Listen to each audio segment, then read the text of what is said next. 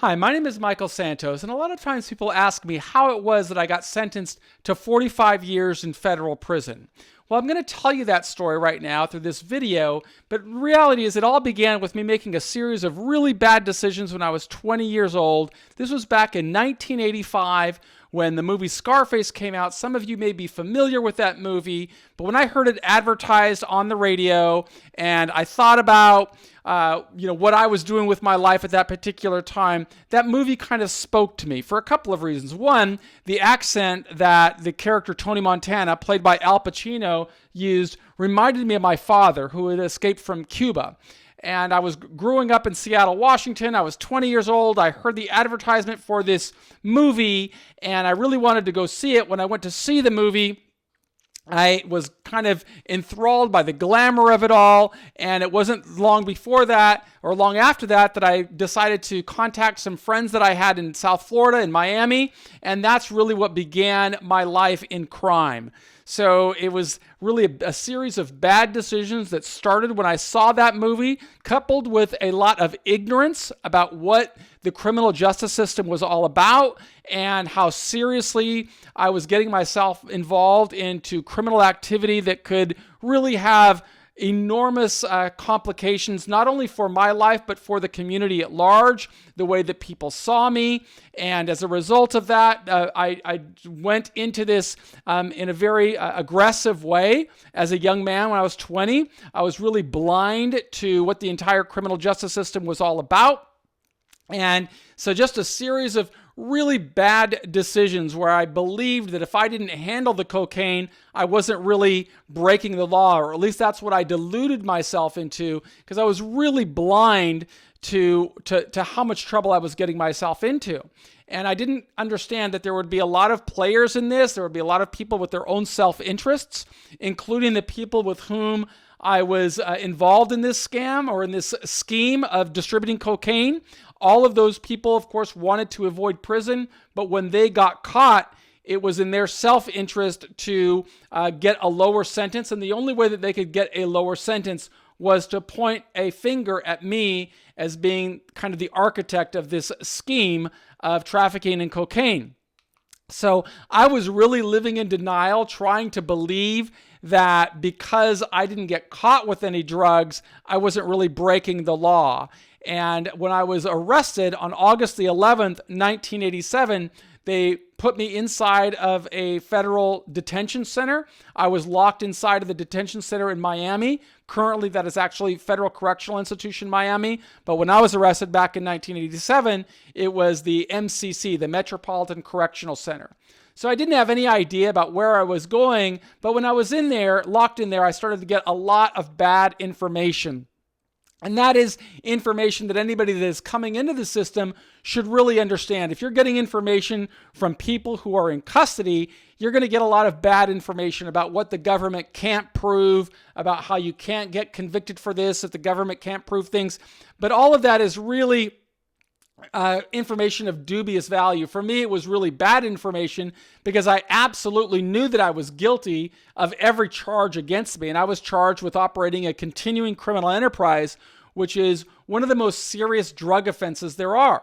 So I was young. I'd never been in custody before. I didn't understand what was coming, but I really wanted to believe that the government wouldn't be able to prove its case. And that was certainly the information that I was getting from a lot of the people inside. So if you're facing a challenge with the criminal justice system, you really want to question who's giving me information. And my attorney, of course, had one objective in mind, and that was to get the biggest fee that he could get from me.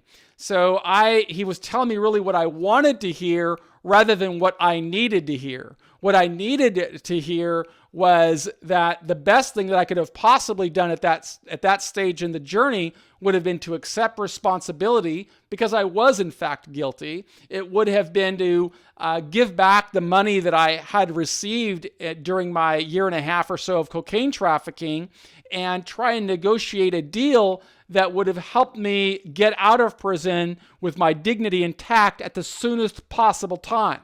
But my lawyer was giving me a different piece of information, and that's something that you should be thinking about if you're facing challenges with the criminal justice system, is does your lawyer have your best interest at mind? Is he really advising you on what you should be doing, or is he advising you in such a way that may result in him getting the biggest fee? Now, there are many honest lawyers out there, but there are many lawyers out there that are really looking at you as a revenue stream.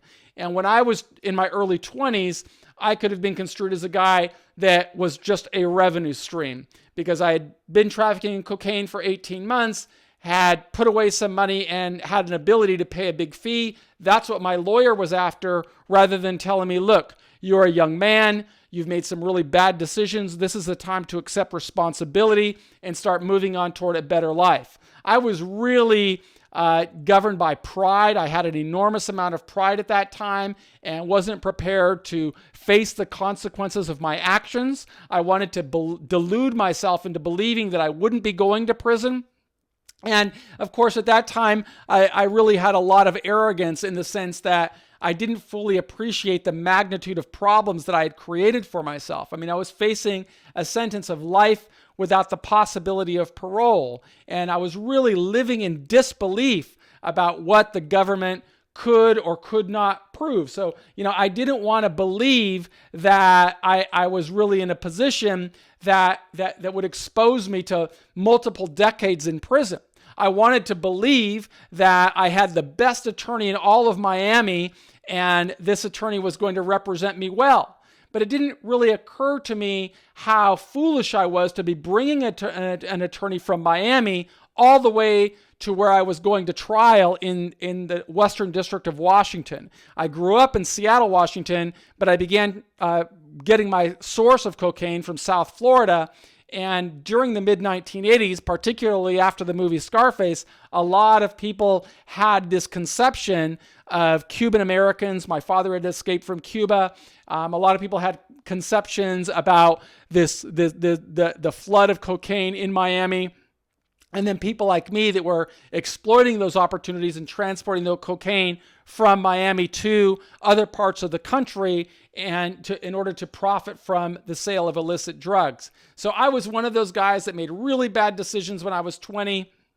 It resulted in me getting the lifestyle that I wanted as a 21-year-old, but it also exposed me to problems that I couldn't really comprehend. And so when I was arrested, I just really made every bad decision a young man could make.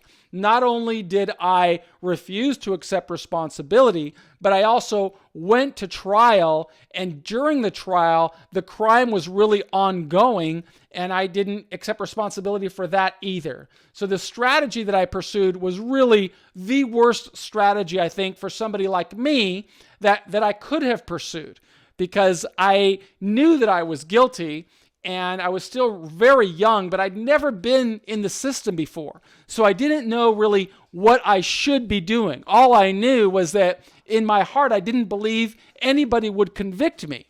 And so I started preparing myself to, really to win at trial. Not really thinking about how that decision that I was making was going to expose me to even more time in prison. And so during the trial, I listened as the different people took the stand and testified against me. And then after the government rested its case, I took the stand. And when I took the stand, I proceeded to place my hand on the Bible, and where the bailiff asked me to swear to tell the truth, the whole truth, and nothing but the truth, so help me God. And then I proceeded to tell every possible lie that a guy could take. When the government tried to present the jury with evidence of what I had done and pinpoint me into lies, I really lied through my teeth, and I looked at the jury and did that. And that really was the biggest mistake that I could have made. Had I not taken the stand, I very likely would have gotten a lower sentence. But because I disrespected the courtroom, the judge considered me disrespecting him, and that showed that I had a total lack of respect for the judicial system, I ended up really exposing myself to a very serious problem. And the jury returned its verdict. They convicted me on every count, which meant I was facing a sentence of life without the possibility of parole. So I really, at that stage, is when I started to have kind of a shift in my mindset about what I had done. It was at that stage, after I was convicted, that I went back to the Pierce County Jail where I was being held in pretrial detention. I told you earlier that I was arrested and locked inside of the Metropolitan Correctional Center in Miami, which today is the Federal Correctional Institution in Miami. But not long after they decided to hold me without bond, they transported me, where I went through the entire federal system of transportation, going through El Reno, Oklahoma at the time, and then on to my destination where I went through trial. But it was really after that I went back to the jail where I was being held that I started to just, kind of sit in my cell and recognized how many bad decisions that I had made. And it's really there where I got exposed to this book that completely changed my life. And that book was called A Treasury of Philosophy. Now, at that time in my life, I don't know what philosophy is. I probably don't even know how to spell philosophy at that time in my life. But one thing that really caught my mind as I was flipping through those pages, trying to look for the mental strength to get me through the journey that was coming, I really identified with one of the stories, which was the story of Socrates. Now, Socrates, of course, was a philosopher that lived more than 2,500 years ago. And by reading his story, I got inspired. And the reason it spoke to me is because Socrates himself was in jail and he was waiting for a death sentence to be carried out. And since I read about that at the very beginning of the story, it kind of spoke to me, because if I was going to face life in prison without the possibility of parole, that was effectively a death sentence. And a death sentence to me meant I was going to die in prison if that judge told me that I was going to receive that. And my lawyer by that time had started to condition me to say, you could potentially get life in prison. You'd better start preparing your mind for that. Now, I wish that he would have been telling me that at the earliest stages of the journey, but he wasn't. And that's nobody's fault but my own. I am the one that is responsible for every decision that I made, and I made a lot of bad decisions. But it was really Socrates that helped me to start realizing how many bad decisions that I had made. It was Socrates that helped me to start believing that I have to take acceptance for where I am. I have to take full responsibility for every bad decision that I had made if I want to start getting through this in a positive way with my dignity intact. And that's really the premise that led to me creating courses that we distribute in jails and prisons across America, or that we try to coach people with. And that is, you've got to be the CEO of your own life. If you're facing a challenge, if you're facing a struggle, and the reality is it's up to you to begin thinking about how you are going to define success. I didn't know how to define success in a meaningful, measurable way when I began the journey. And as a result, I made some really bad decisions. But now I understand that I've got to be thinking like a CEO. And as a CEO, that means I've got to be thinking about the shareholders that have an interest in my decision. Who are they? What is the judge thinking? What is the U.S. attorney thinking? What is the probation officer thinking? What are the prison officials going to be thinking? What are my family going to be thinking? What are the victims of my crime going to be thinking? At that time in my life, I didn't even know how to acknowledge that there was a victim, because I saw myself as dealing with consenting adults, and it was, fair trade.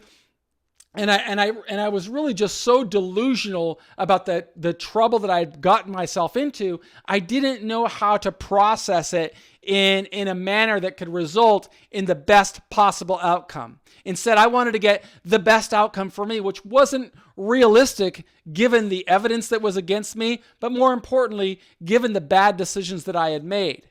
So while I was in there, that's when I, realized I have to start changing, but it was a little bit too late. So I wasn't really at that time thinking about my board of directors, the people that would have an interest in me. I needed to know how to give them the tools that I would have to give them so that they could begin advocating for me and fighting for me and helping me get the best possible outcome. But once I learned how to think like a CEO, I learned how to deal with the world as it exists and not as I want it to be. I learned how to draw a line in the sand and say, this is the last day that I'm going to be living as a criminal, and this is the day that I'm going to start preparing myself and positioning myself for success. That's what I strive to teach other people if they are getting ready for a sentencing hearing or if they're getting ready to go into the prison system. The reality is you really have to figure out, what can I do to get the best possible outcome?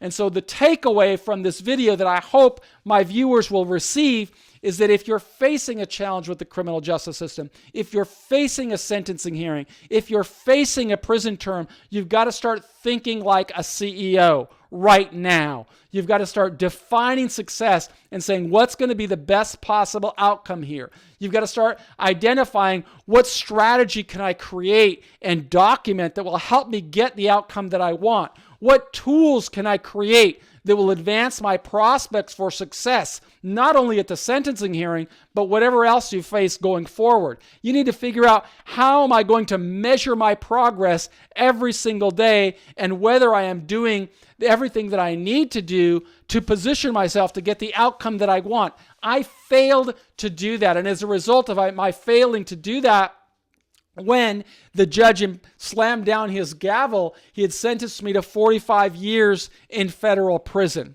So what you'll be seeing through our Prison Professors program is a series of videos that kind of helps an individual understand, what can I do to begin positioning myself for success? And so I'm going to ask you, if you'd like to get this kind of content, please go ahead and subscribe to the channel by just, clicking the red button below, and subscribe to the Prison Professors YouTube channel. And that way we can notify you every time I put up a new video where I'm helping people understand how to navigate the criminal justice system, and more importantly, if you're going into the prison system, how to come out successfully with your dignity intact. And I would recommend that if you are in this type of a situation, you go ahead and in the banner of the YouTube video, the YouTube banner for Prison Professors, you'll see you can click a button for a free guide and get that free guide and just, test yourself. See if you've done the work, the homework necessary to put yourself in the position for the best possible outcome. Because if you've done that, you are going to move forward with confidence. You're going to restore your confidence, and you're going to feel better about where you are and what you can be doing. And, again, I do hope that you will subscribe to the channel and leave some comments below if you have questions so that I can respond to those questions. My name is Michael Sanchez. I produce new videos every single day with hopes of giving people the resources and the tools they need if they're going through the judicial system, or if you're in prison. We have courses that we make available to prison administrators to help people inside figure out, what can I do to prepare for success? And we just want to help as many people as possible get ready for this journey. And that's what you can count on from our team at Prison Professors. We also have a podcast if you'd rather listen while you're driving rather than watching videos. But visit us at prisonprofessors.com, get your free guide, and make sure that you're doing everything within your power to get the best possible outcome. And of course, if you need help, my partner Justin Paperny, which you can get his contact information from the free guide, is available to help you. We've got a team of sentence mitigation experts. I just strive to produce as much educational content as possible to change the outcomes for people who are going through the criminal justice system. And one thing that you could do to help us is you might support our sponsors. At the bottom of this video, you see that we are sponsored by CBDTV.com and the Straight A Guide Foundation. If you are into CBD, we do hope that you'll visit us at CBDTV.com and get yourself whatever it is that you need, whether it's gummy bears or help with sleep or anything along those lines. They're sponsoring us so that we can try to change the outcomes of the criminal justice system for as many people as possible. And we do hope that you will support our sponsors. Thanks so much for your time.